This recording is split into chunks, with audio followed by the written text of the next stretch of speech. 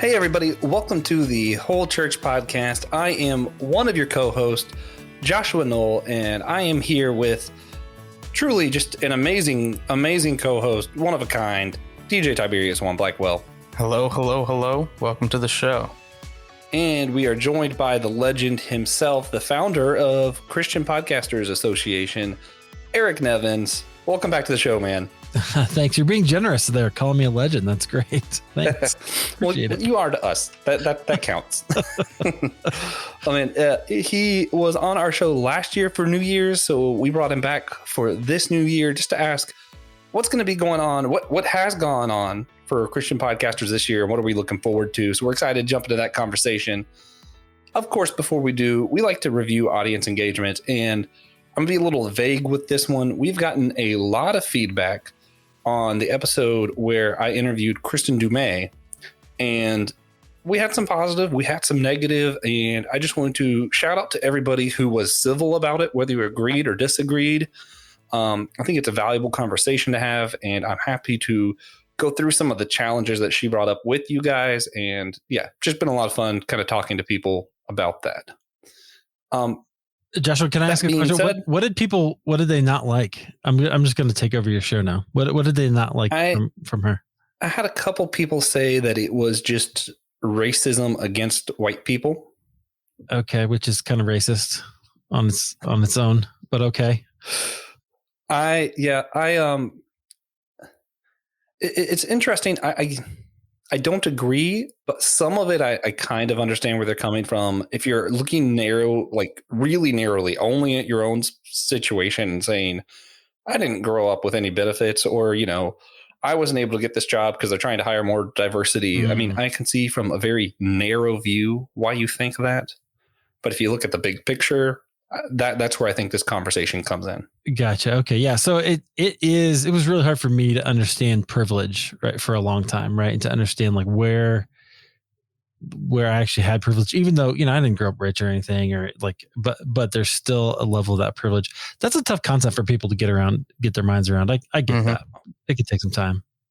Oh yeah. And I really think a lot of people just kind of see the title and make assumptions, because really reading through her book and talking to her, a lot of her stuff is just kind of, this is what happened. Yeah. And you know what I love you to interpret it. So when I had her on my show, one of the questions I asked her was, is this just like some sort of liberal feminism in, kind of this, disguised as something else? And, she thought that was an interesting question, but she was really like, not really. She's a conservative, right? She's not, which is interesting. She teaches at Calvin, right? Like she grew up Dutch Reformed. She still is Dutch Reformed. She's not a liberal theologian. She's a historian. And once you make that distinction, I think for me, it just made a whole difference in what she's saying. Anyway, sorry. I like Kristen Dumais. So anyway, that's you mentioned there. I had to chime in on it. Oh yeah, she's a blast to talk to. I definitely get where her subjects are challenging, and that brings up a lot of hostility, right, on both sides, honestly. But yeah, no, it's interesting because she is, sort of a evangelical conservative white person. So I'm like, guys, sometimes it's okay to challenge ourselves. Anyway, so with that, we're going to get to some levity here. One of my favorite forms of unity is silliness, because it's just hard to argue when you're being silly. So we like to start our episodes off just with a silly question. And TJ and I will answer first, give you time to think about it. If this upcoming year, if 2022 was to be any mythical creature, which creature would you most hope it to be? TJ, do you want to answer first? I can. I think I would like it to be probably a unicorn, from the almost traditional depiction of unicorns where their horn heals things and they're benevolent and don't hate people. I think that's the best we could hope for at the moment. So like My Little Pony unicorn, or like sure, classic? Okay. I've never watched My Little Pony, so Okay. I'm not gonna. Yeah, don't blame me. I liked it for a time, and then I didn't. Remember. Mostly because, yeah. Mostly because I if other people are watching stuff, the story's not bad, I'll watch it. I don't really care what it is. For me, if 2022 were a mythical creature, I think I'd like it to be a centaur. Just something strong and majestic. So I just like the imagery there. I think it's a good symbol. Eric, if 2022 were a mythical creature, which creature would you most hope it to be? Yeah, my knowledge of mythical creatures leaves a little bit to be desired. But so I was just looking up, like, what could it be? What are my options here? What I'm thinking about is like leprechauns, but in the nice kind of way, right? Like, because what I really want 2022 to be is like the nice, funny little man at the end of the rainbow with a pot of gold, right? Like that's giving us gifts. Like I think we've been through, we've had the sea monsters, we've had the, the whatever evil, wicked dragons. Right. It's time for a pot of gold. That's my answer. So good, friendly 2020 leprechaun. may have very well been a Leviathan. That right, 100%. Yeah. All right.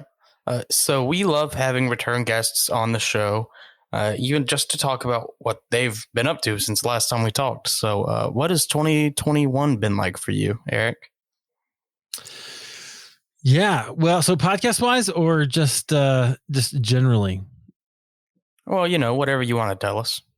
All right. It's been interesting. It's, generally, certainly this year, just in my family life has been kind of one of loss. So speaking of the Leviathan of the last couple of years, 2020, I didn't know anybody who really either got COVID or was really like, having issues with it. And then this fall we lost a family member to COVID and other things. And then also my grandmother passed away. And so there's that kind of, just ruined my fall, right? Because there were lots of things. We had to do some traveling and things.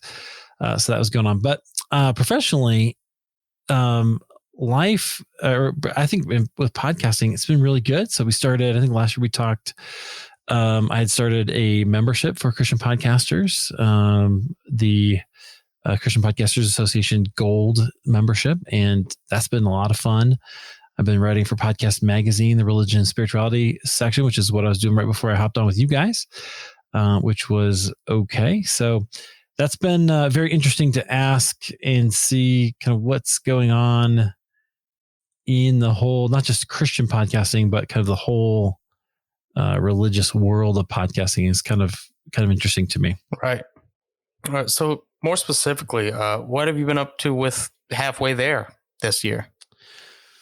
Yeah, this year on Halfway There was definitely a bit of a recalibration for me in some ways. Just getting back to kind of people that interest me and looking for stories that I'm kind of interested in. So one thing that happened earlier in the year, there were a series, I don't know if you guys ever have this, where you have people on your show that just sort of change the way you perceive certain things.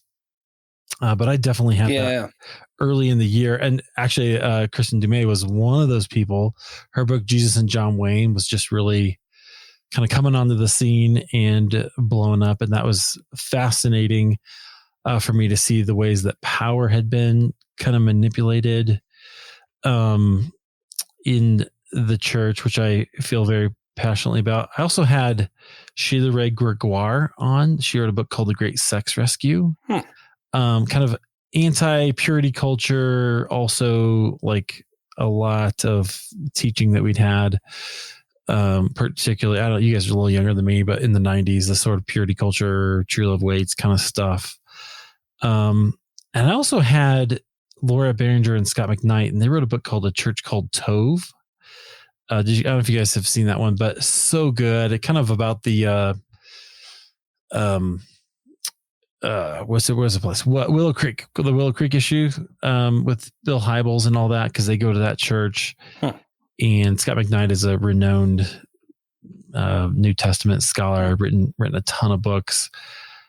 But so he kind of lays out this vision, or they lay out this vision of what a church looks like if it's an agent of tow.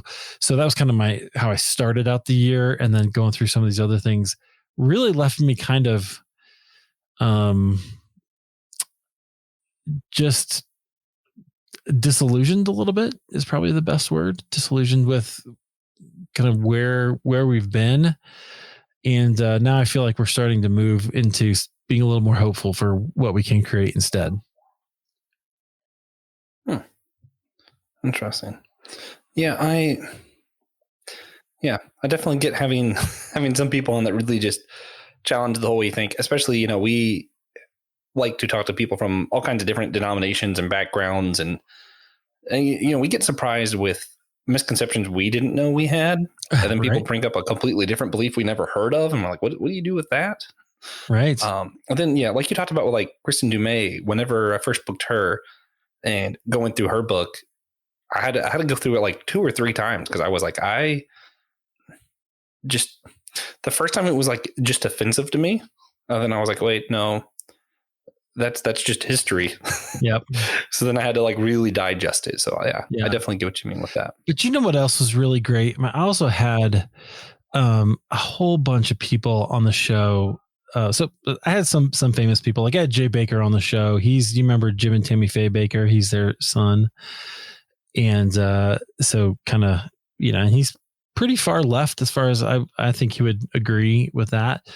But so that was interesting. But then also around, I had a whole bunch of people who just told the faithful parts of God in their story, and I love those kinds of moments. That's probably what keeps me going, is when I can hear those kinds of stories. Oh yeah.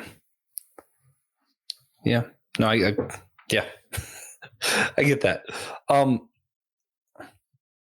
Just moving on. I know this is kind of switching gears here, but as far as just the whole year for 2021, I know you hear from a lot of different people being, leading the Christian Podcasters Association and being part of the Podcasters magazine. What have been some of the greatest challenges for podcasters and specifically Christian podcasters during the year 2021 this year? Yeah. Well, so I think of a couple things. The biggest problem for most podcasters is still discoverability, getting discovered, helping get yourself in front of people who want to hear your show. I still don't know how there's a lot of people working on it. Interestingly, I was at Podcast Movement in August in Nashville, which was a lot of fun, smaller than it usually is. I think that was kind of right around the time when Delta was surging, So it was kind of interesting that that just to be at a live event, not many people wore masks. But anyway, that's a whole different issue. But it was really interesting. A lot of people. So like I saw Mark Cuban talking about his new platform, Fireside, which is okay, seems all right, but doesn't. I was like, what is this? This just seems like Clubhouse. Do you think that Clubhouse is going to take off, or?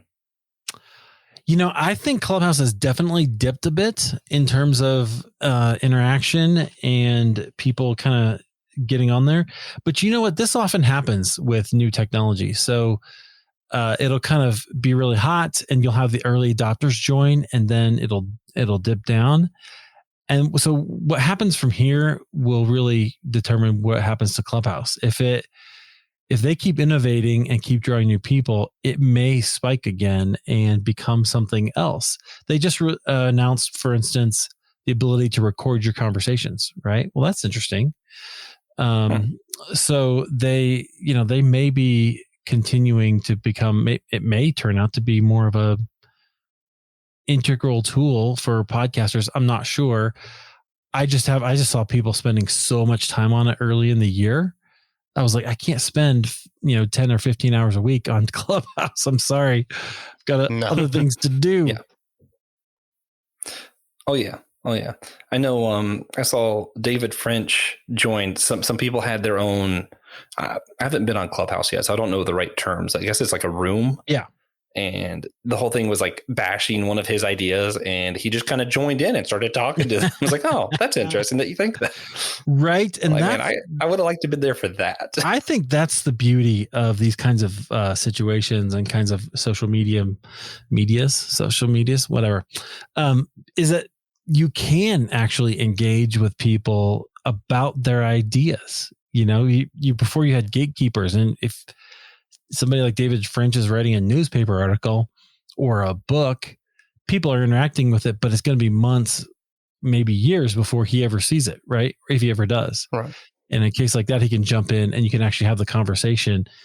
That speeds things up so much. Yeah. Plus, it's a lot of fun for your audience. Yeah. You know, they're doing their own thing, and you're like, let me just drop in here. Right. So cool. So I love stuff like that. I've seen other people do that as well, which is pretty neat. Hey guys, we just wanted to tell you a few of the ways that you can support us, the Whole Church Podcast, your favorite church unity podcast. Yeah, so you can subscribe to our show on wherever good podcasts are found. You can rate our show on Apple Podcasts or Podchaser. You can sign up for our newsletter using either our website or by emailing us at thewholechurch@gmail.com. You can follow us on Facebook, Instagram, or Twitter. You can share this episode on your own social media accounts. You can donate to our Cashapp using the tag down below in the show notes. Or you can sign up for our Patreon at patreon.com/thewholechurchpodcast. Yeah, especially that last one. TJ, you always say that. Perhaps I was told to say that. However, it's especially true for Patreon. You get access to a bunch of bonus stuff we do. You support us. We have a lot of goals to reach. It's kind of a great way to support the show. All right. Let's get back to it then. Yeah.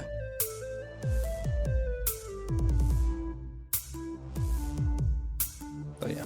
All right. So as far as going ahead, what can we all be looking forward to concerning what you've been working on for 2022? Yeah, that is a great question. For 2022, for most of 2021, I was trying to do a number of larger projects, and I realized that I don't like those projects. So going forward, I made a commitment within just my own business and within Christian Podcasters Association to really build relationships.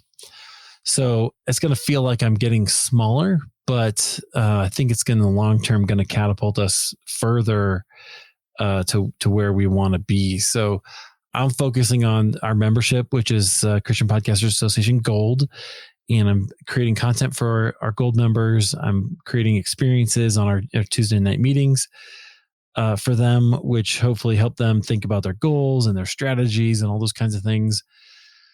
And then I'm also focusing on coaching. I already have a couple coaching clients. So for podcasters who are people who want to start or people who want to,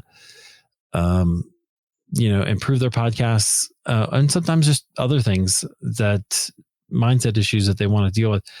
Those are the kind of things I really love. Very personal. I always love getting off those calls and feeling like, hey, we made a breakthrough today.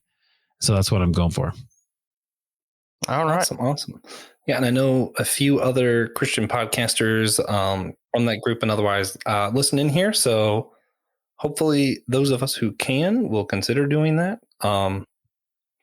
I am honestly just barely able to do podcasts at this point. I get that. But yeah, I do more than what I'm allowed to do for school. I got special permission and then overtime work, and and TJ's going to become the CEO of Chipotle. So nice. Yeah, it's true. I am going to destroy Brian Nickel. Is that because you've invested so much in burritos? I've invested almost nothing in burritos, actually. Okay. All of mine are free usually. Oh, nice. Yeah. He just has that much clout. That's what it is. Yeah. Oh man. So for those who are listening, we mentioned we have other Christian podcasters listening, and I know with the last 2 years, there's been such an influx of new podcasters. So you have these people who are still kind of testing the waters, figuring out what they're doing. And then some of you people who've been here a while, since there's so many other Christian podcasts out, it's been a little bit harder to grow. And I know there's a lot of challenges right now. Could you offer any just words of encouragement for the Christian podcasters who are facing some of this fatigue and starting jitters that, I don't know, maybe something that'll help them? Yeah, 100%. So I still believe that it's a great time to get into podcasting. When I started in 2016, I thought, oh, I missed the, front end, but I'm jumping in. But here we are 5 years later, and it's still just an awesome time to get in, because even though if you look at the statistics, it's like 2.6 million or something, I think is the last number of podcasts that I've seen. And that seems like a lot. Oh, there's just so many. But here's what you don't see unless you dig into the numbers. There's a huge number of those are people who during the pandemic had a little extra time and thought, maybe I should start a podcast. They started a show on Anchor or someplace that was free and didn't cost them anything. And they maybe did 1 to 3 episodes and they quit. And their feeds are still out there, but they're not really being used. When you start to go down and drill down to shows that are actually still producing content on a semi-regular basis, let's say at least once a month, it ends up being something more like 400 to 450,000 podcasts. And that's divided by 19 different categories. So when you start to think about it like that, yes, there's a lot of people podcasting, but it's not as many as you think. What's happening is podcasts are just starting to break through into the popular consciousness so that everybody knows what they are and understands how to access them and how to get a hold of them. That's a big deal. So that part is really bodes well for where we're going.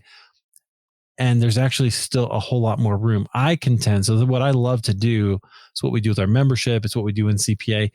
Is there are so many people who have unique niches, I'm going to say, that which is the place where they can put their spin on the gospel. Now, obviously, the gospel is always the same, but it's for approaching it from a different facet, right? So, like, in our group, we have people who have explicitly Christian podcasts, who talk about, the challenge of living the Christian life. We have people who talk about things like trauma.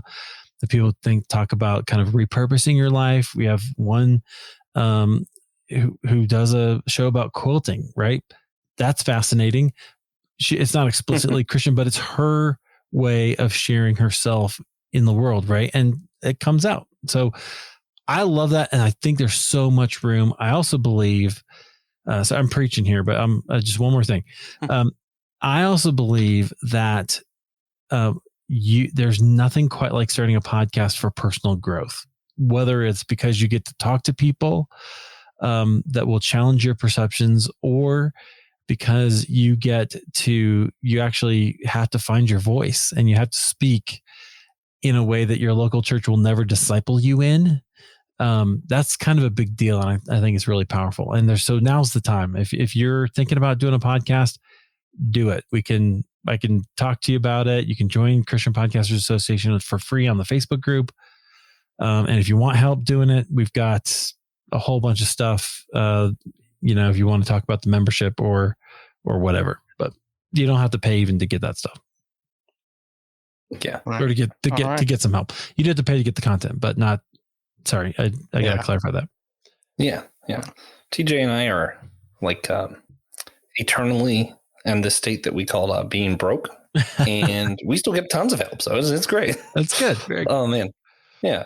I would like to tag on there too, just free advice. He's talking about how, all the different, how many podcasts are still creating content, and then how many different categories there are.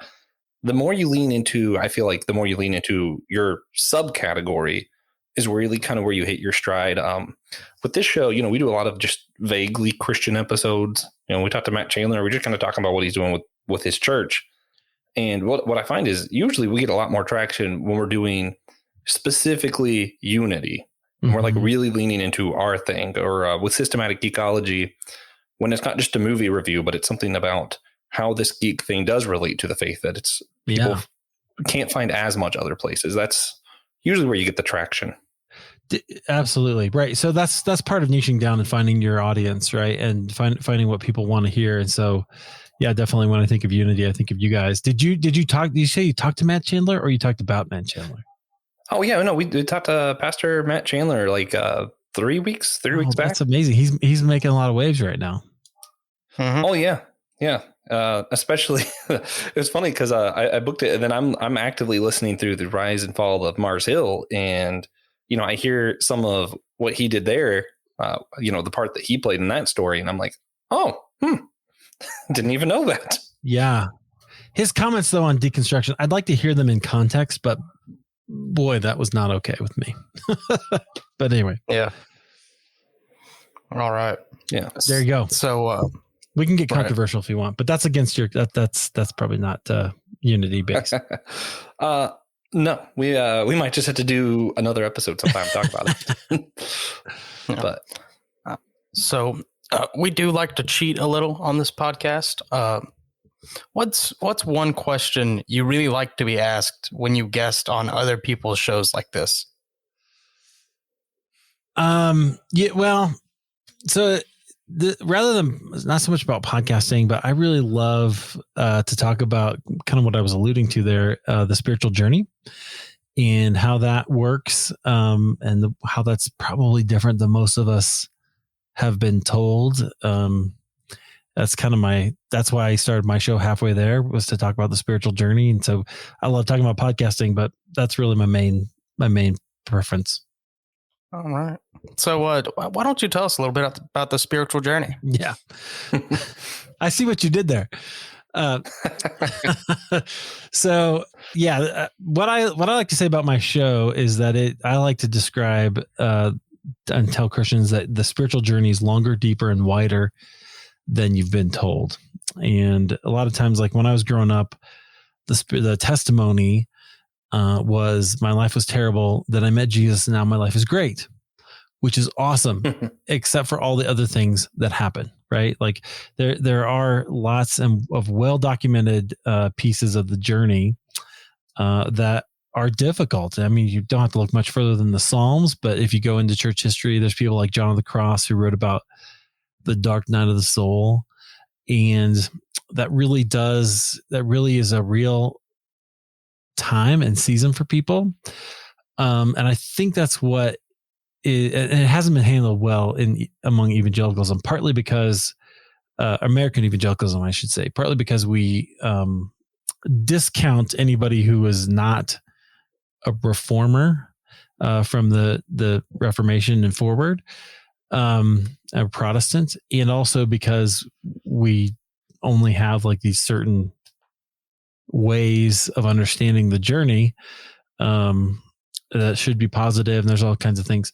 So we don't really have categories for it, and that bugs me, which is one of the reasons I started my show, and one of the reasons I love podcasters who are willing to dive into that stuff as well. Yeah. All right. So, yeah, for sure.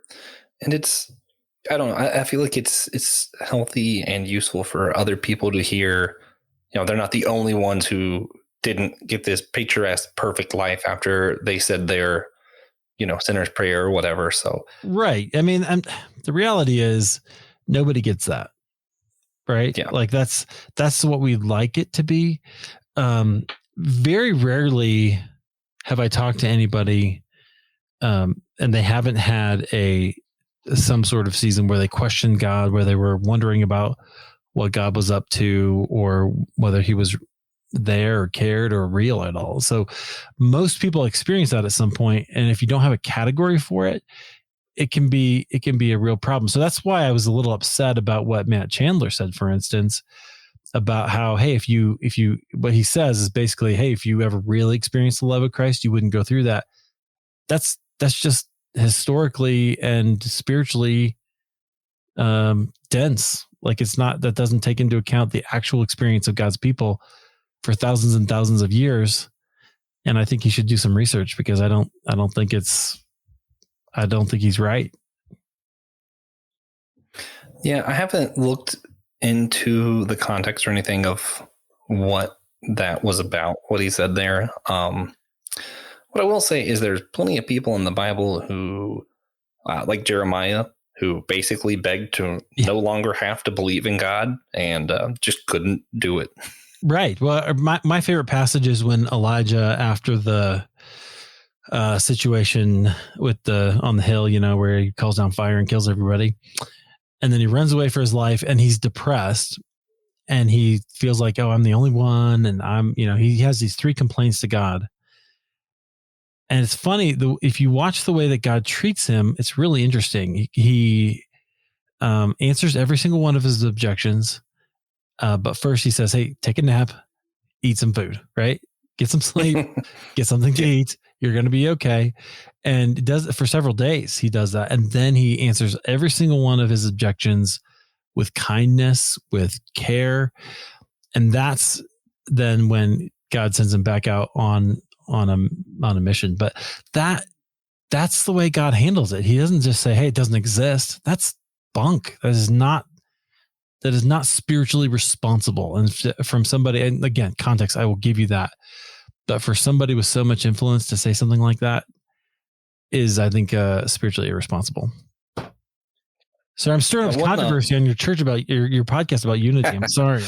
Well, we love talking about controversy specifically because I feel like if you don't talk about the controversy and you don't talk about the diversity, you never actually get to unity. You just have this fake version where you act like there's no problems, and sometimes there is. Sometimes we have problems with what each other say, and the important thing is that we do find a way to reconcile and call one another brother, even when we think each other's wrong. Yeah, absolutely.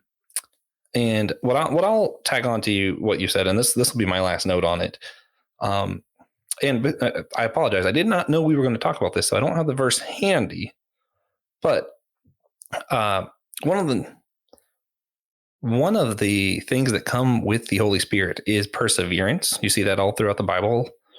And I believe Jesus says it. I know it's in the New Testament. There's a verse that says perseverance comes from suffering. So just kind of a biblical concept that, stuff's going to happen. Yeah, absolutely. Peter talks about that in both of his epistles. He talks about perseverance and suffering, and absolutely, that's a thing that you should expect. It's just part of being a believer. So, yeah. So on that happy note, we'll all be united in suffering, and I'll get to my last question. Oh boy, sorry. Oh man, I love when that happens, honestly. So one thing, and again, this is shifting gears again. We always like to ask our guests, just if you had to give our audience just a single tangible action, something they could go out and do right now that would help maintain the unity in the church, what action would you have people do? I think I would say, I'm guessing that last time, if I don't know if you asked me this question last time, I would say normally ask a question, right? And then also listen to the response. And I think right now, that's what I would say. I would say particularly if you were concerned about people deconstructing or people who are identifying with that movement, ask them some questions about that before you judge them and before you decide that they are just out there or wanting to be liberal. Or there was a famous article from the Gospel Coalition saying people are only deconstructing because they want to sin. That dude needs to ask some questions. So just ask some questions first, listen to some answers, and see what it's really about, because it may not be about what you think. Yeah. And Pastor Matt, if you're listening to this and you would like to debate Eric Nevins on the Whole Church podcast, please let us know. Matt, yes. And shoot me an email, man. Let's talk, because you can come on my show too. All right. So what do you think we would see change if everyone took your advice and started asking those questions? I think we'd have a lot more conversations, and I think we may not always agree. Like, we don't have to agree. And I think you guys talked about that, where you don't have to always agree. You just said it, right?